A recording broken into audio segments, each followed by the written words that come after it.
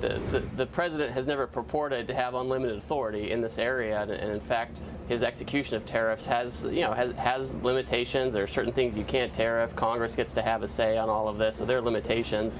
Are there other statutes where the president can impose tariffs? Of course there are.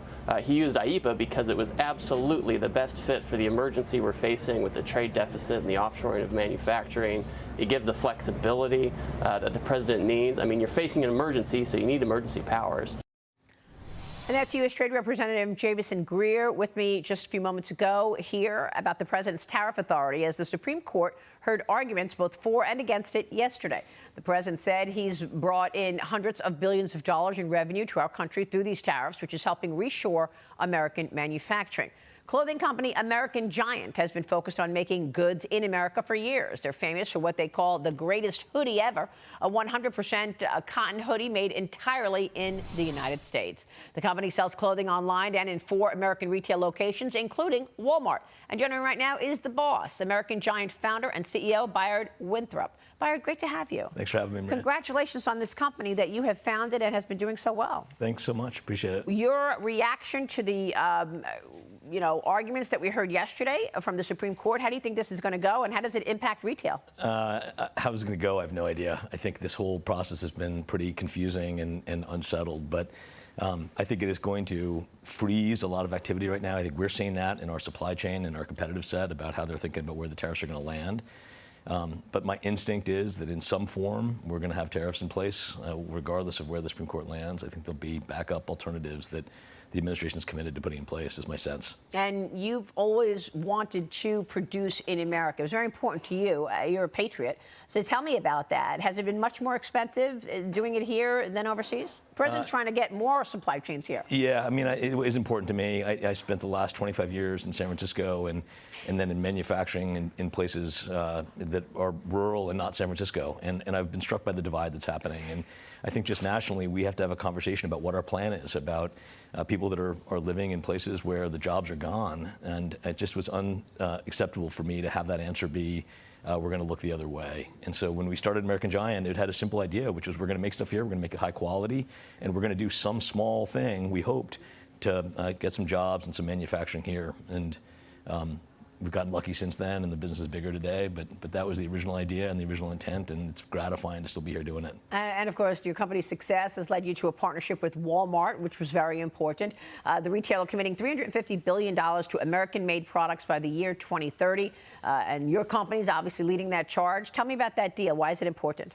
Well, I think it's important because they've made a fundamental commitment in ways that I think many people don't know about. We are a part of that. I think textiles is part of what they're looking at. And from our perspective as a manufacturer, one of the things that's always difficult, but it's been particularly difficult with domestic textile manufacturing, is the supply chain is quite fragmented now, and it has been in a posture where it's always looking month to month, quarter to quarter. And when you have that kind of an environment, it makes it very difficult to invest in innovation, to invest in automation. And therefore, you lose ground competitively to our international competitors that are not dealing with environmental restrictions, with tough OSHA standards, all the things that are required for domestic manufacturing. They're all good things, but those make the manufacturing of goods domestically harder. And so when you provide time and volume the way that the partnership with Walmart has, it allows you to have a totally different conversation with the supply chain. And then things begin to open up about, can we invest in, can we retrain, can we automate sections of the production that have allowed us to get a t-shirt into Walmart entirely made in the United States for $12. Wow. For retailers and at retail. And so that's a remarkable thing, I think, when people say it's not possible to make good quality, affordable t-shirts in America. Well, we're doing it with Walmart right now for a $12 retail price, so I think that says something. That is awesome. Yeah. I thank you for being as outspoken as you have been on building out U.S. supply chains in America, something, of course, that has been part of the president's main agenda here. How's the consumer doing? You've got a great vantage point on what's going on going into the holiday season. How would you assess the consumer? Well, it's funny. I mean, our business is we have sort of a varied product line. We have our premium line, which has sweatshirts that are above $100, all the way down to our partnership with Walmart with t-shirts for $12. And so we're sort of seeing all that. I think we have not seen in our core business, that business is strengthening. And I think that a lot of our customers are voting with their values and their dollars. I think they really appreciate the quality that we're putting in place, and I think that they love our approach to domestically made. So we have a narrow view of it, but we're seeing strengthening, and I think that the awareness of the whole conversation around China and tariffs, our business benefited from that because it raises awareness about how our clothes are made and where they're coming from. Yeah, it's true. I mean, there was a comment at one point early in the president's second term where someone said, let's put a little tag on everything so that people know where it's made. Is it made in China or is it made in America? Because it would probably be important to certain patriots who want to buy from here. Yeah. Yeah, that's right. I mean, I think that it's very hard. It's a high bar for consumers to always understand that, and it requires a lot of investment to make things domestically, both on the supply chain side and for brands or for Walmart. And I think consumers are waking up to that. I think, you know, we've heard the news coming out of China with Xinjiang and textiles particularly from a couple of years ago.